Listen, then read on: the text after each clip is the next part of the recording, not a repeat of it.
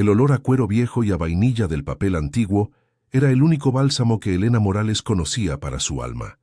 A sus 22 años, sus manos, delgadas y precisas, se movían con la reverencia de un cirujano sobre el lomo de un libro del siglo XVIII.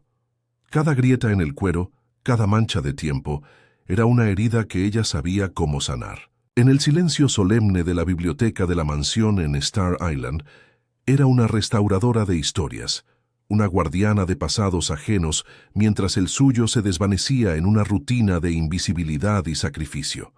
Era su santuario y su jaula, un lugar donde podía tocar la belleza sin poseerla, respirar la historia sin vivirla.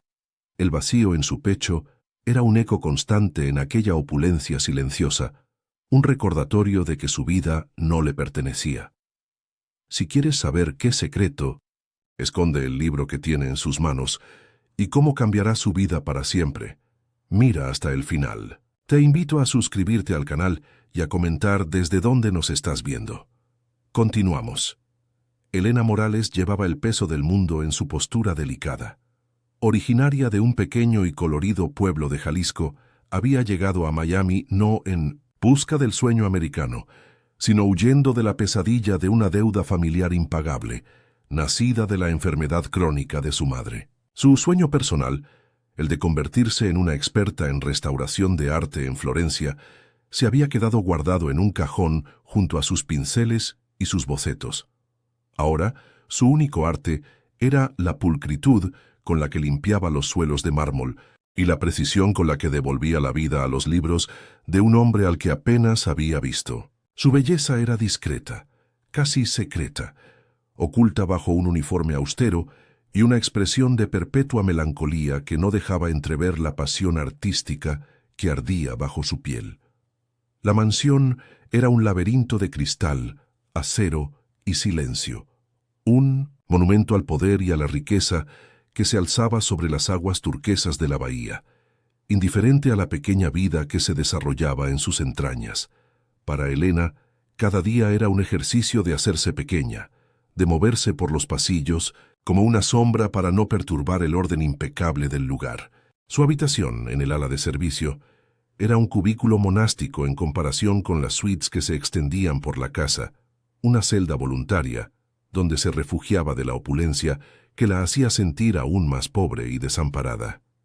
Era una prisionera de su sentido del deber, encadenada por el amor a su familia a una vida de servidumbre dorada, donde la soledad era su compañera más fiel y constante.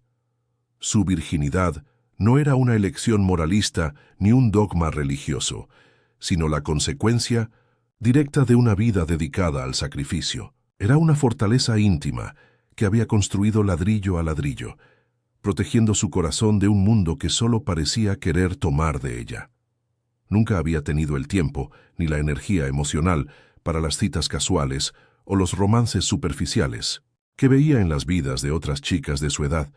Su idealismo, alimentado por las grandes historias de amor que leía en los libros que restauraba, la hacía anhelar una conexión profunda, un encuentro de almas que trascendiera lo físico. Era una romántica empedernida atrapada en el cuerpo de una empleada doméstica, guardando su entrega para alguien que pudiera ver más allá de su uniforme y descubrir el universo que escondía dentro.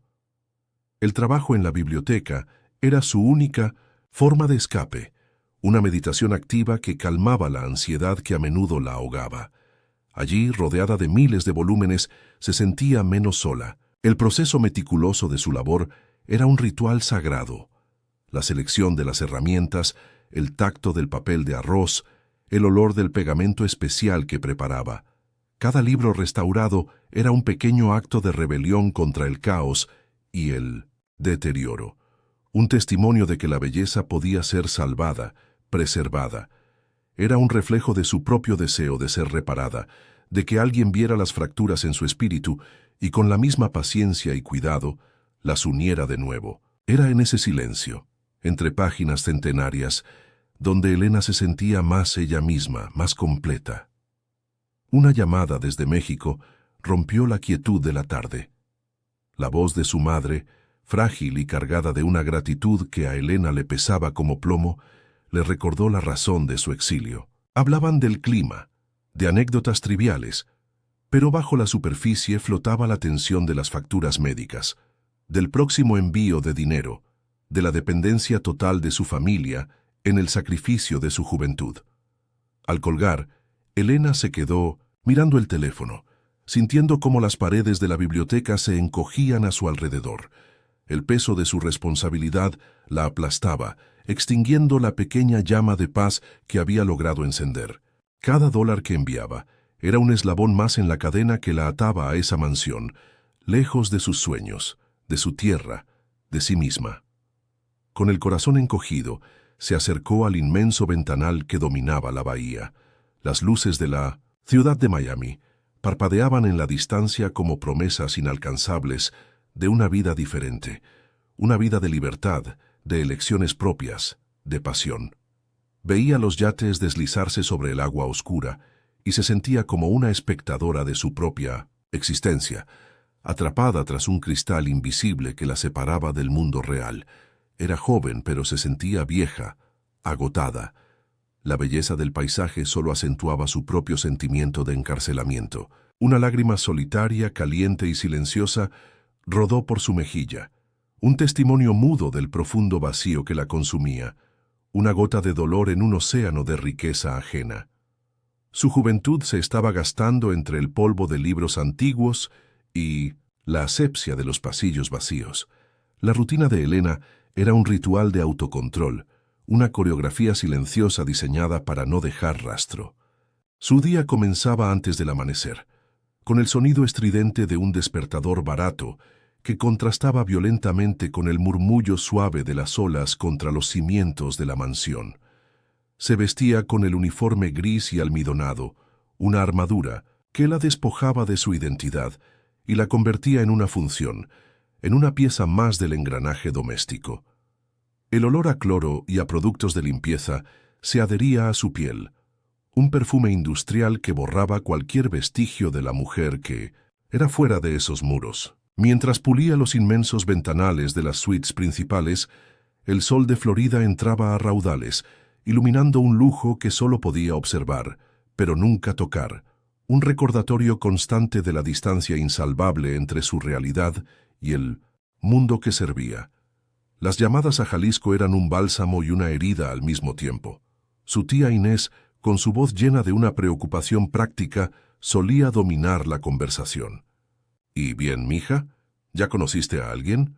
Una muchacha tan buena y bonita no debería estar sola». Cada palabra era una pequeña piedra añadida a la carga que ya soportaba. Para su familia, anclada en las tradiciones de su pueblo, su estancia en Miami no era solo una solución económica, sino una oportunidad para asegurar un futuro a través de un buen matrimonio. No entendían que su corazón anhelaba algo más que seguridad. Buscaba una conexión que no se podía negociar ni arreglar. Elena respondía con evasivas, sintiendo cómo el abismo entre sus deseos y las expectativas de su familia se hacía cada vez más profundo y oscuro con cada llamada. La presión financiera era un monstruo de 1000 cabezas que la acechaba en la oscuridad de su pequeña habitación. No se trataba solo de los costosos medicamentos de su madre. Era el techo de la casa familiar que necesitaba una reparación urgente. Los libros de su hermano pequeño, la deuda con un vecino que se había vuelto impaciente. Cada vez que revisaba su cuenta bancaria en la pantalla de su teléfono, un nudo de angustia se formaba en su estómago. Después de enviar la mayor parte de su salario, lo que quedaba era apenas suficiente para sus necesidades más básicas. Se había convertido en el pilar de su familia, una responsabilidad que había aceptado con amor, pero que ahora se sentía como una losa de cemento, hundiéndola lentamente en una vida de servidumbre silenciosa y agotadora, borrando sus propios sueños con cada transferencia bancaria. Dentro de la jerarquía de la mansión, Elena ocupaba uno de los peldaños más bajos, un hecho que Marta, la jefa de amas de llaves, se encargaba de recordarle a diario. Marta era una mujer de unos 50 años, con una expresión permanentemente agria y una mirada que parecía capaz de detectar una mota de polvo a 20 metros de distancia. Morales, el señor de la Torre, exige perfección, no excusas, solía decir con una voz cortante que no admitía réplica. Su trabajo es ser invisible y eficiente, nada más. Cada una de sus correcciones, cada una de sus órdenes, era una reafirmación del lugar de Elena en ese mundo. Era una empleada reemplazable y sin importancia. Martha era la personificación de las reglas no escritas de la casa, un guardián de la distancia social que mantenía a Elena firmemente en su lugar. El aislamiento de Elena en Miami era casi absoluto. No tenía amigos, ni tiempo ni energía para buscarlos. Sus escasos días libres los pasaba deambulando por la ciudad como un fantasma, tomando autobuses a barrios anónimos donde la opulencia de Star Island parecía un sueño lejano. Se sentaba en parques públicos, observando a familias reír, a parejas tomarse de la mano. La leyenda de Alejandro de la Torre precedía su presencia física. En los círculos financieros de Miami lo llamaban el tiburón de Brickell, un apodo que evocaba imágenes de frialdad depredadora y una precisión letal en los negocios. Para el personal de la mansión era una fuerza invisible, una presencia fantasmal, cuyo descontento se manifestaba a través de órdenes secas transmitidas por Martha. Elena había construido una imagen mental de él a partir de fragmentos, el peso de los libros que coleccionaba, la austeridad del arte moderno que colgaba en las paredes, el silencio imponente de la casa. Era un hombre definido por sus posesiones y su ausencia, un rey en un castillo vacío. Su poder era un campo de fuerza que se sentía en cada rincón, una presión constante que obligaba a todos a moverse con un cuidado extremo, como si caminaran sobre un campo de minas invisible. Alejandro de la Torre habitaba su riqueza como un exiliado habita una fortaleza. A sus 38 años, su rostro tallado con ángulos duros y una belleza severa, rara vez traicionaba emoción alguna. Operaba bajo una única y férrea convicción. La vulnerabilidad era una sentencia de muerte. Años atrás, una mujer, a la que había amado, su prometida, lo había destrozado públicamente, revelando que su afecto no era más que una elaborada estafa para acceder a su fortuna. La humillación no solo le rompió el corazón, sino que cimentó su alma. Desde entonces se había blindado con cinismo y distancia, tratando cada interacción humana como una transacción, cada relación como un riesgo calculado. El amor, para él, era un espejismo para tontos, una debilidad que ya no podía permitirse y que despreciaba en los demás con una frialdad metódica. No solía reparar en el servicio doméstico. Eran para él funciones, no personas, engranajes silenciosos en la maquinaria impecable de su vida. Sin embargo, en las raras ocasiones en que el insomnio lo arrastraba a la biblioteca, en mitad de la noche, se había encontrado observándola, la joven restauradora. No la veía a ella, no realmente. Veía la devoción en sus manos, la forma en que su concentración creaba una especie de aura sagrada a su alrededor. Había algo en su quietud, en la gracia reverente con la que trataba, el cuero antiguo y el papel quebradizo que lo inquietaba. Era una pureza, una dedicación desinteresada que chocaba violentamente con su visión del mundo. La observaba desde las sombras de la puerta, sintiendo una mezcla de desdén y una fascinación que se negaba a admitir, un enigma silencioso en su propio santuario. La primera vez que él le habló, el mundo de Elena se detuvo. Sucedió una tarde de martes, cuando la luz dorada de Florida se filtraba a través de los ventanales de la biblioteca, tiñendo el aire de un color ambarino. Ella estaba completamente absorta, aplicando una fina capa de adhesivo a la espina de un volumen de poesía persa, cuando el sonido de unos zapatos caros sobre el mármol rompió el silencio. No eran los pasos apresurados de Martha, ni el andar sigiloso de los otros empleados. Era un paso deliberado, pesado, cargado de una autoridad que hizo que el vello de su nuca se erizara. Levantó la vista lentamente, y el aire se escapó de sus pulmones. Él estaba allí, de pie en el umbral, una silueta imponente recortada contra la luz, observándola con una intensidad que la hizo sentir completamente expuesta. Alejandro de la Torre Era más intimidante en persona de lo que jamás había imaginado. El traje a la medida, de un gris tan oscuro que parecía absorber la luz, estaba cortado con una precisión matemática que no dejaba lugar a la imperfección, un reflejo exacto del hombre que lo habitaba. Sus ojos, de un color avellana tan profundo que parecían casi negros, la examinaron sin prisa, con una frialdad analítica que la despojó de su profesionalidad y la redujo a un simple objeto de estudio. No había calidez en su mirada, solo una inteligencia aguda y un aburrimiento calculado. Elena sintió un impulso primario de hacerse aún más pequeña, de desaparecer entre los estantes, pero se obligó a permanecer quieta, con el corazón martilleando contra sus costillas como un pájaro atrapado, sintiendo el peso de su poder en cada molécula de aire. El Códice Florentino, el facsímil de la edición de 1788, dijo él. Su voz no fue un estruendo como ella esperaba, sino un barítono bajo y controlado, tan carente de inflexión que sonaba casi metálico. No era una pregunta, era una orden. La forma en que sus ojos se desviaron brevemente hacia el libro en las manos de ella antes de volver a su rostro, la hizo sentir como si estuviera interrumpiendo algo, como si su simple acto de restauración fuera una ofensa. Elena tragó saliva, el sonido anormalmente fuerte en el silencio absoluto de la estancia. Se puso de pie con una torpeza que la avergonzó, alisando su uniforme inexistente. «Sí, señor, sé dónde está», susurró, su propia voz sonando extraña y frágil, apenas un hilo de sonido en la inmensa biblioteca, que de repente se sentía como el dominio de él. Mientras caminaba hacia la sección de manuscritos raros, sentía su mirada clavada en su espalda, un peso físico que la hacía consciente de cada uno de sus movimientos. Se sentía torpe, expuesta, como si él pudiera ver a través de su uniforme gris y leer todas sus inseguridades, su pobreza, el peso de sus responsabilidades familiares. Localizó el pesado volumen encuadernado en cuero rojo y lo sacó del estante con un cuidado extremo. El libro se sentía como un ancla en sus manos, la única cosa sólida en un momento que se sentía surrealista y vertiginoso. Se giró para enfrentarlo, manteniendo la mirada fija en el escudo dorado grabado en la cubierta del libro, incapaz de encontrarse con sus ojos penetrantes.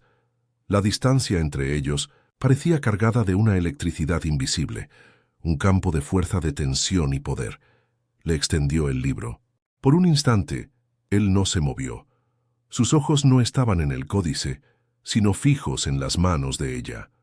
Observó sus dedos delgados, las yemas manchadas ligeramente de pigmento, la delicadeza con la que sostenía el pesado volumen.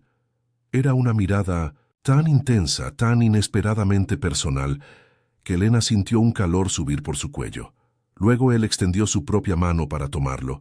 En la transferencia, sus dedos se rozaron. Fue un contacto fugaz, apenas un susurro de piel contra piel, pero para Elena fue como una descarga eléctrica, un chispazo de calor inesperado que recorrió todo su brazo y se instaló directamente en su pecho, dejándola sin aliento. Levantó la vista por instinto sorprendida y sus miradas por fin se encontraron directamente. En ese segundo suspendido en el tiempo, la máscara de frialdad de Alejandro pareció fisurarse.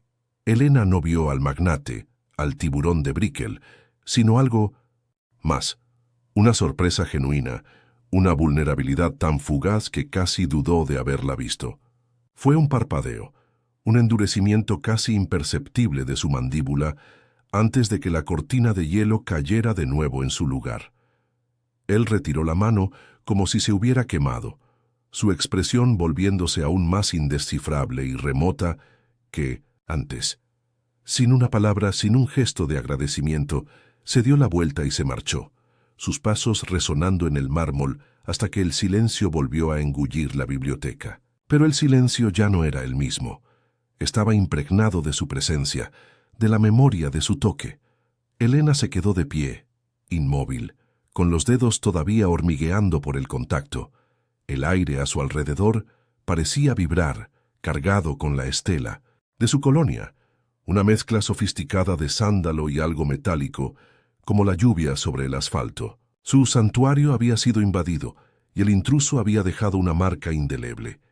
Se llevó una mano al pecho, tratando de calmar los latidos desbocados de su corazón. Ya no era solo una empleada invisible. Él la había visto. Y en esa breve conexión, en ese roce accidental, algo peligroso y extrañamente fascinante había nacido. Un miedo profundo se mezcló con una curiosidad que la aterrorizaba, la semilla de una atracción que prometía complicar su ya precaria existencia de formas que ni siquiera podía empezar a comprender. El silencio de la biblioteca ya no era un consuelo, sino un recordatorio de él. Los días que siguieron a ese primer encuentro se convirtieron en un tenso juego de presencias y ausencias. Alejandro de la Torre comenzó a frecuentar la biblioteca con una regularidad que no era habitual en él. No le hablaba, a menudo ni siquiera la miraba directamente, pero Elena sentía su presencia como un cambio en la presión atmosférica. Se sentaba en el pesado sillón de cuero del rincón más alejado, a veces con un libro abierto sobre el regazo, otras simplemente mirando por el ventanal, perdido en pensamientos que parecían tan oscuros y profundos como el océano nocturno. Su quietud era más perturbadora que cualquier ruido, una vigilancia silenciosa que convertía el santuario de Elena en un territorio en disputa, cargado de una electricidad latente que la mantenía en un estado de alerta perpetua. La concentración de Elena, antes su mayor fortaleza, se convirtió en una frágil defensa. Sentía la mirada de él sobre su nuca, mientras intentaba concentrarse en el delicado trabajo de reparar una encuadernación del siglo XVII.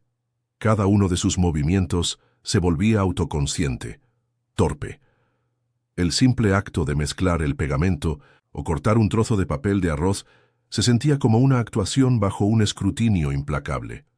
Se encontraba conteniendo la respiración sin darse cuenta, el corazón latiéndole con un ritmo sordo y constante que era a la vez alarmante y, para su horror, extrañamente estimulante.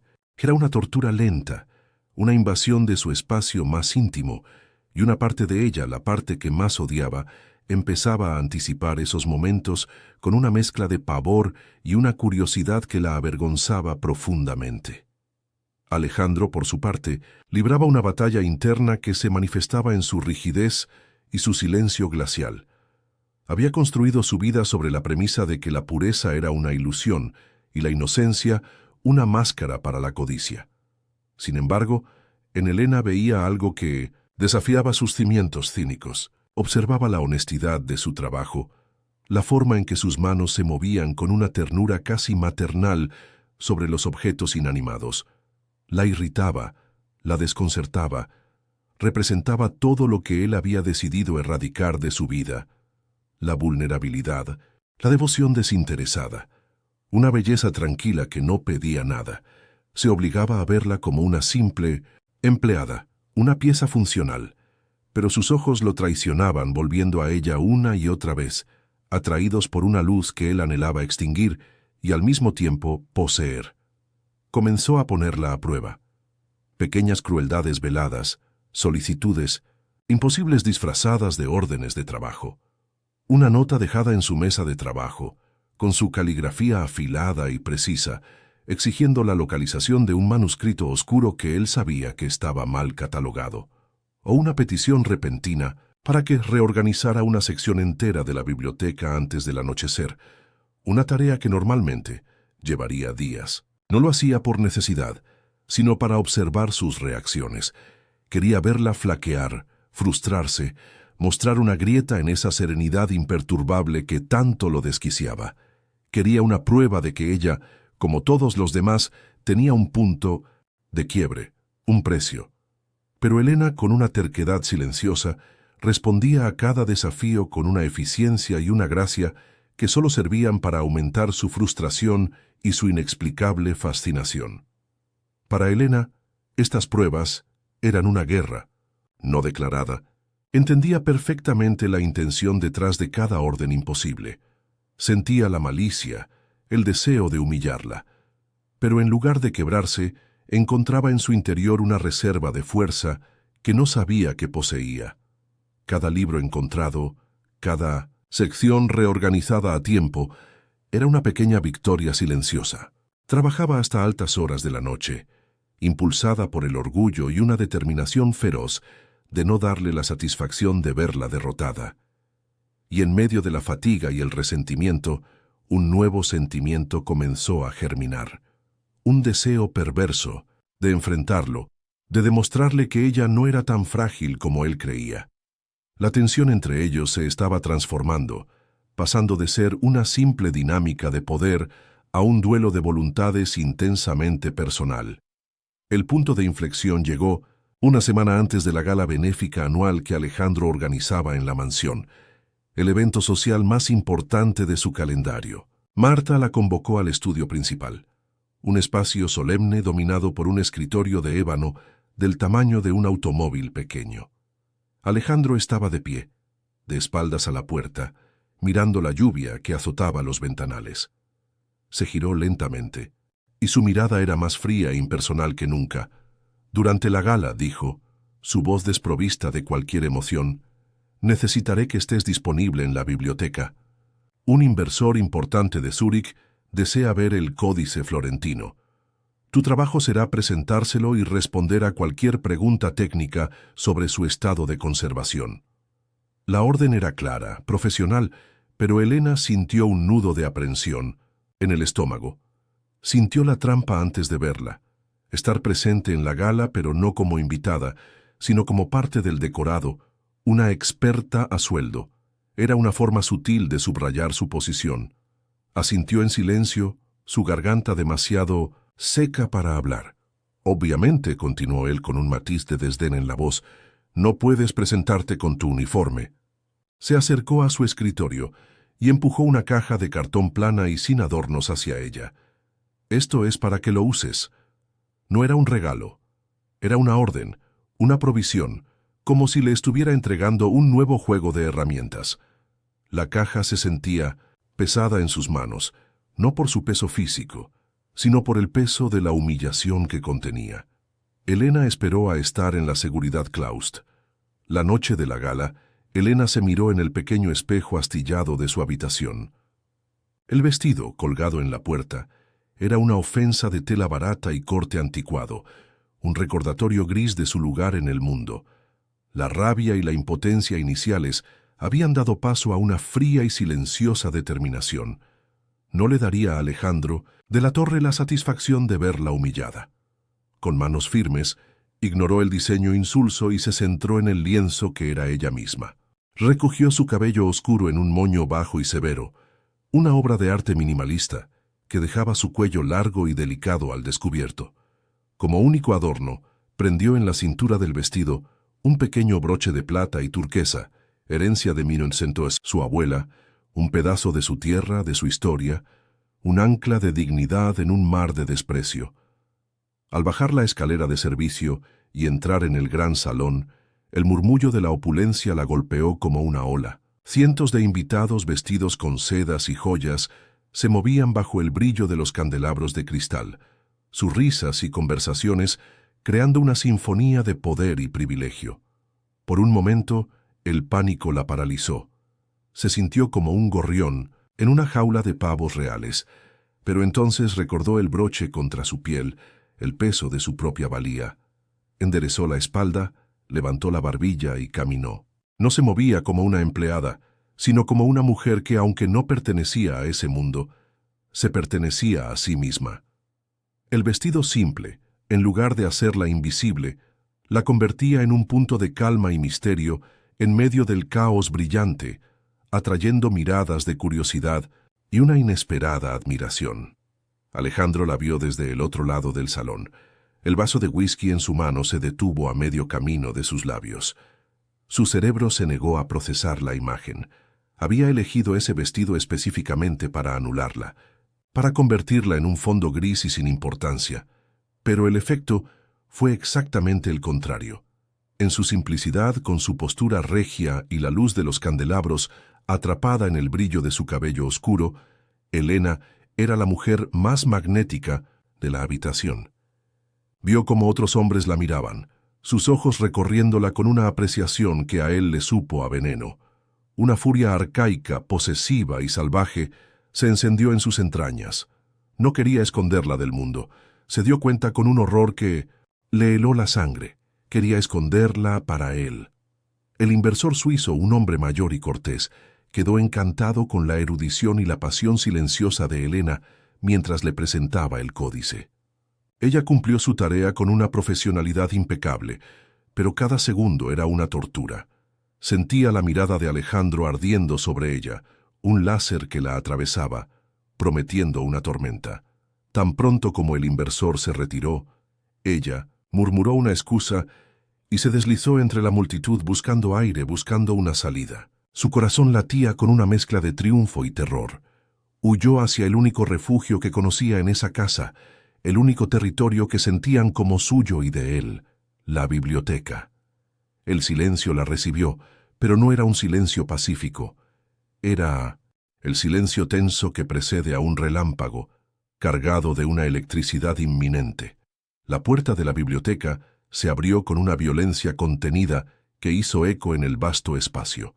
Alejandro entró, cerrándola tras de sí con un clic definitivo que selló el mundo exterior. Se movía hacia ella no como un hombre, sino como un depredador acorralando a su presa, cada paso deliberado y lleno de una furia helada. Sus ojos oscuros la devoraban, despojándola de su compostura recién encontrada. ¿Qué crees que estás haciendo? Su voz era un gruñido bajo, una vibración peligrosa en el aire quieto. No era una pregunta. Era una acusación, una demanda. Estaba furioso no por lo que ella había hecho, sino por lo que le había hecho sentir a él, por haber demolido sus defensas con su simple y desafiante existencia. Por primera vez en su vida, Elena no retrocedió. La adrenalina de la noche, la pequeña victoria de su dignidad intacta, le dio una fuerza que no sabía que poseía. Se quedó quieta, mirándolo directamente a los ojos, su silencio una respuesta más poderosa que cualquier palabra.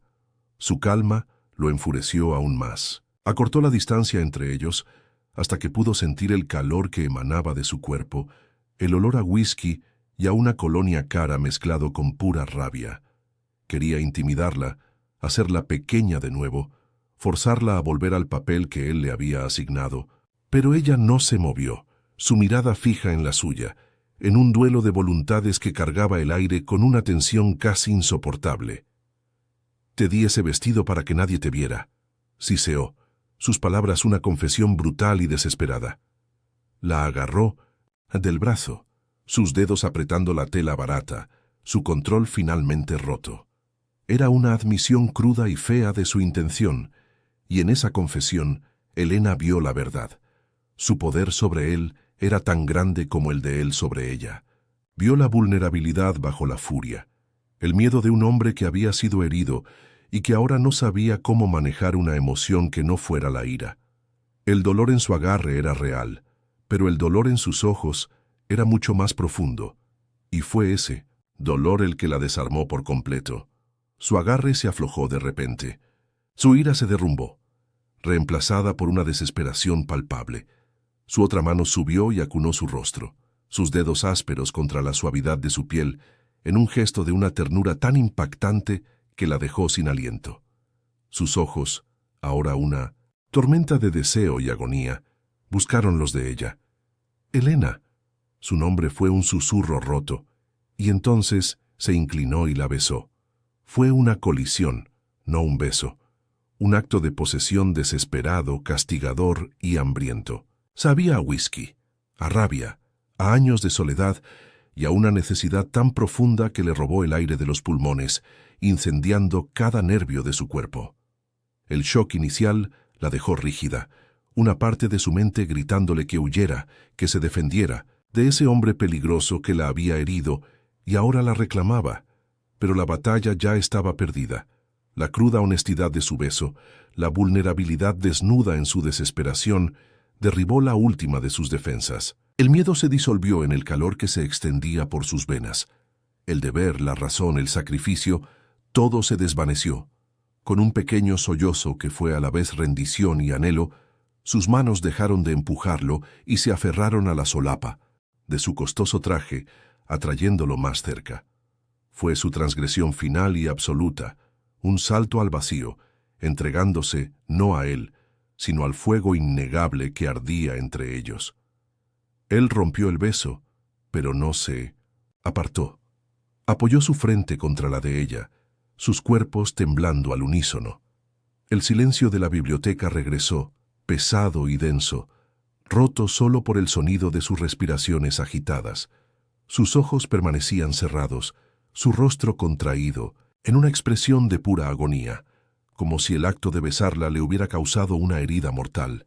En ese instante, suspendidos en el tiempo, ya no existían los roles de millonario y empleada. Eran solo un hombre y una mujer, despojados de sus armaduras, parados en medio de las ruinas de una frontera que acababan de destruir para siempre. El aire olía a libros viejos, a lluvia lejana y a un nuevo comienzo terriblemente peligroso. Sonido de la puerta al cerrarse fue un trueno en el silencio, un punto final brutal a una frase que apenas había comenzado a formarse. Alejandro se había ido, dejándola sola en el epicentro del cataclismo que acababan de crear. Elena se quedó inmóvil, con los labios ardiendo y el cuerpo temblando con una energía ajena y abrumadora. El aire, antes cargado de una tensión eléctrica, ahora se sentía vacío, hueco, como si él se hubiera llevado todo el oxígeno al marcharse. Lentamente se llevó los dedos a la boca, el gesto casi inconsciente como para confirmar que el beso, con todo su sabor a whisky, furia y una desesperación casi infantil, había sido real. La biblioteca, su santuario, se había convertido en la escena de un crimen emocional, y ella era a la vez la víctima y la cómplice. En la soledad ascética de su habitación, el contraste con la opulencia de la gala y la intensidad de la biblioteca era un golpe físico. Se quitó el vestido, que ahora se sentía como una segunda piel extraña, y se miró en el espejo astillado. No reconoció a la mujer que le devolvía la mirada. Sus ojos estaban demasiado abiertos, oscuros por una mezcla de terror y una excitación que la avergonzaba. El beso no había sido tierno ni romántico, nada parecido a las historias que leía. Había sido un acto de posesión, una colisión violenta de dos soledades. El miedo, frío y paralizante, comenzó a serpentear por sus venas. Había cruzado una línea infranqueable, no solo con su empleador, sino con el hombre más peligroso y emocionalmente inaccesible que había conocido. Había apostado su precaria seguridad por un instante de fuego. Mientras tanto, en el ala opuesta de la mansión, Alejandro se servía un segundo, y luego un tercer, vaso de whisky, pero el alcohol no lograba apagar el incendio en su interior. Se odiaba a sí mismo, con una ferocidad que no había sentido en años. La había besado. Había perdido el control de una manera tan absoluta y humillante que sentía la necesidad de destruir algo. Pero la furia era solo una máscara para el pánico que lo atenazaba. Ella, con su silencio, su dignidad y su inesperada fuerza, había encontrado la única grieta en su armadura y la había hecho añicos. Había sentido su rendición, y en ella había reconocido su propia necesidad desesperada. Esa vulnerabilidad compartida era un veneno para el que no tenía antídoto, y su único instinto era huir, poner un océano entre él y la fuente de su descontrol. A la mañana siguiente, la mansión estaba envuelta en un silencio antinatural. Alejandro de la Torre se había marchado. La noticia llegó a través de Marta, cuya expresión era aún más agria de lo habitual, al anunciar que el señor estaría en Europa por un viaje de negocios indefinido. Para Elena, la noticia no fue un alivio, sino una sentencia. Él había huido. La había rechazado de la forma más cobarde y definitiva posible, sin una palabra, sin una mirada. El vacío que dejó su ausencia era más pesado y opresivo que la tensión de su presencia. Cada pasillo silencioso, cada rincón vacío, era un eco de su partida, un recordatorio de que después de demoler su mundo, él simplemente se había dado la vuelta y se había ido, dejándola sola entre los escombros. Los días se convirtieron en una tortura silenciosa. Elena se movía por la casa como un autómata, cumpliendo sus deberes con una precisión mecánica que no lograba engañar al nudo de ansiedad en su estómago. La biblioteca, en particular, se había vuelto un lugar de tormento. Cada vez que entraba, el recuerdo del beso la asaltaba vívido y doloroso. La culpa era su compañera constante. Se sentía irresponsable, una tonta que había puesto en peligro el sustento de su familia, la salud de su madre, por un momento de debilidad. Había respondido a su beso. Se había aferrado a él. Esa era su transgresión, la prueba de su propia locura. El peso de su deber familiar, que antes llevaba con amoroso sacrificio, ahora la aplastaba con el añadido de la vergüenza y el miedo a las consecuencias. Una llamada de su tía Inés desde Jalisco solo sirvió para clavar más hondo el cuchillo de la culpa. La voz alegre de su tía hablando de las próximas fiestas del pueblo y preguntando si ya había encontrado un buen partido, sonaba como si viniera de otro universo. Elena murmuró respuestas evasivas, sintiendo cómo se ensanchaba el abismo entre la hija sacrificada que su familia creía que era, y la mujer confundida y asustada que era en realidad. Colgó el teléfono sintiendo una oleada de resentimiento, no hacia su familia, sino hacia la injusticia de su situación. El beso de Alejandro en su brutalidad le había hecho probar una libertad peligrosa, y ahora la jaula de sus responsabilidades se sentía más pequeña y sofocante que nunca, despertando en ella una rabia silenciosa y profunda. Fue durante la restauración de un atlas del siglo XVI, cuyas páginas estaban rotas y descoloridas, que algo dentro de ella cambió. Sus manos, que normalmente eran tan firmes, temblaban ligeramente. Se detuvo y se miró las manos, y luego su reflejo borroso en la laca oscura de la mesa. Vio el miedo, sí, pero debajo de él, una brasa de algo más. La memoria del beso se transformó. Dejó de ser solo una agresión o un error. Fue un momento de poder. Ella, la invisible Elena Morales, había hecho que el todopoderoso Alejandro de la Torre perdiera el control. Él no la había dominado, se habían destruido mutuamente en ese instante. El descubrimiento fue vertiginoso. No era solo una pieza en su juego.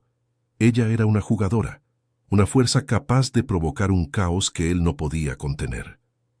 A miles de kilómetros de distancia, en una lujosa suite de hotel con vistas al lago de Ginebra, Alejandro estaba perdiendo su propia guerra. Se sumergía en reuniones, cerraba tratos multimillonarios con su frialdad habitual, pero era una farsa. Por la noche, en el silencio estéril de su habitación, la memoria de ella lo asediaba.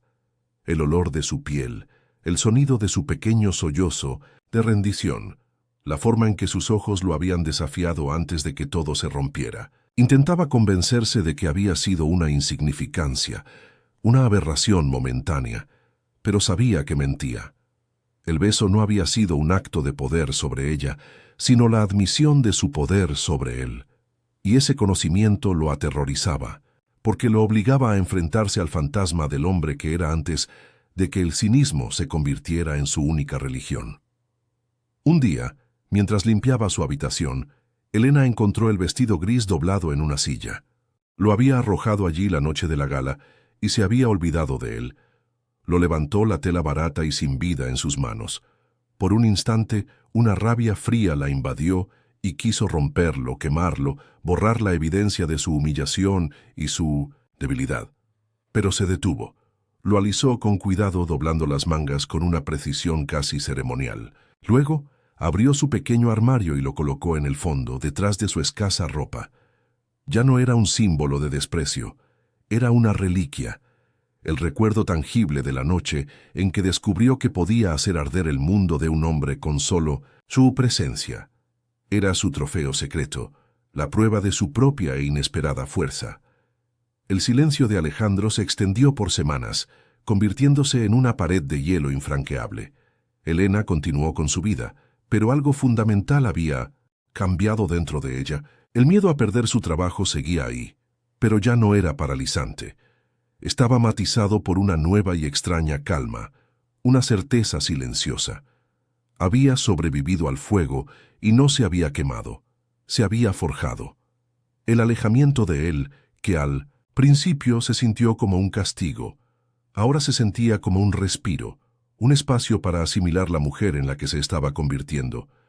No sabía qué pasaría si él volvía, o cuándo, pero una cosa era segura: la chica invisible que él había intentado aplastar con un vestido gris había desaparecido para siempre, y la mujer que esperaba en su lugar no volvería a bajar la mirada.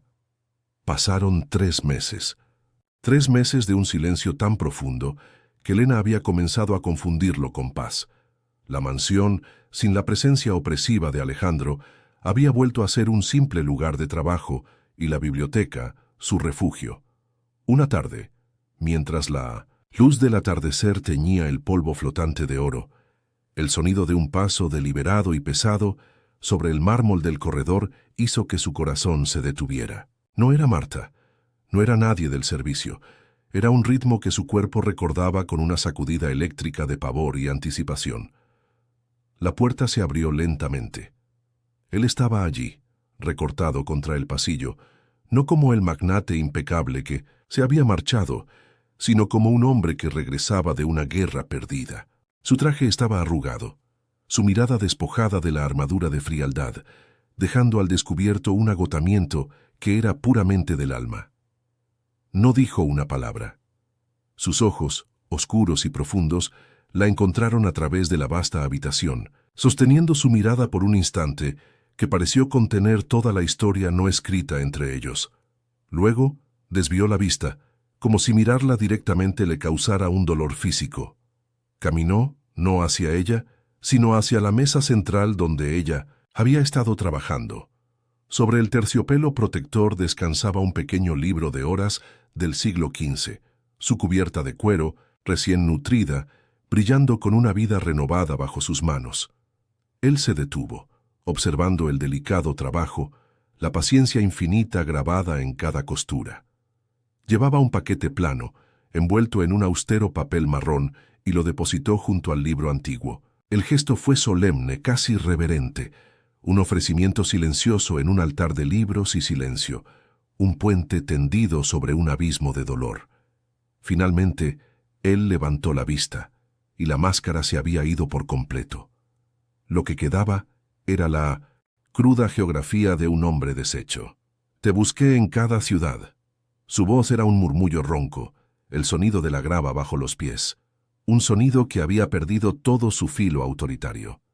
En cada galería de arte, en cada rostro anónimo entre la multitud, intenté reemplazar el recuerdo de tu silencio con el ruido del mundo, pero tu ausencia era más fuerte que cualquier presencia.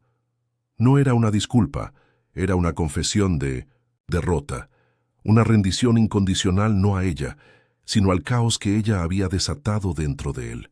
Admitía que había huido de sí mismo y que en cada rincón del planeta se había encontrado con el fantasma de la mujer que había intentado destruir y que, en cambio, lo había salvado. Elena permaneció inmóvil, el pequeño pincel suspendido sobre una página de pergamino. La chica que se habría encogido, que habría bajado la mirada y murmurado una disculpa por su propia existencia, había sido incinerada en el fuego de aquella noche en la biblioteca. La mujer que quedaba lo observaba, con una calma serena, una quietud que no era sumisión sino poder. No le ofreció consuelo ni absolución, simplemente lo vio, lo reconoció en su estado de ruina, y en ese acto de ver sin juzgar, reclamó su propia narrativa. Su silencio ya no era una marca de invisibilidad, sino una declaración de fuerza. Era un espejo que le devolvía a él la imagen del hombre que era, despojado de su fortuna y su poder, reducido a la verdad desnuda de su soledad. Su mirada se posó en el paquete sobre la mesa. «No es un vestido», dijo él, y por primera vez una sombra de autodesprecio cruzó su rostro, un reconocimiento amargo de su crueldad pasada. «Es tu sueño». Elena frunció el ceño, confundida, y él continuó, su voz apenas un susurro. «Es una beca completa. 3 años en el opificio de Le Pietre Dure, en Florencia. Matrícula, alojamiento, materiales, todo. Tu lugar está allí, no aquí. Tu arte no merece estar escondido en mi biblioteca, merece estar en el mundo». No era una compra, no era un soborno, era una liberación, un acto de restitución. Él no le estaba dando un futuro, le estaba devolviendo el que le había robado indirectamente, el que ella había sacrificado en el altar del deber familiar. Él dio un paso atrás, creando una distancia que era a la vez un abismo y una ofrenda de paz. Las deudas de tu familia han sido saldadas. Anónimamente, tu madre recibirá el mejor cuidado médico. Eres libre, Elena. Se giró para marcharse, deteniéndose en el umbral, su espalda una silueta de rendición. Nunca te pedí perdón por lo que hice, porque no lo merezco. Solo te pido que vivas la vida que sacrificaste.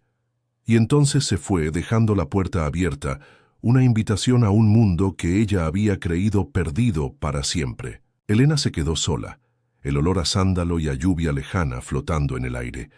Sus dedos temblorosos se acercaron y rozaron el papel marrón. No había un final feliz, no había un beso redentor. Había algo mucho más valioso, una elección y la página en blanco de su propia historia, esperando a ser escrita.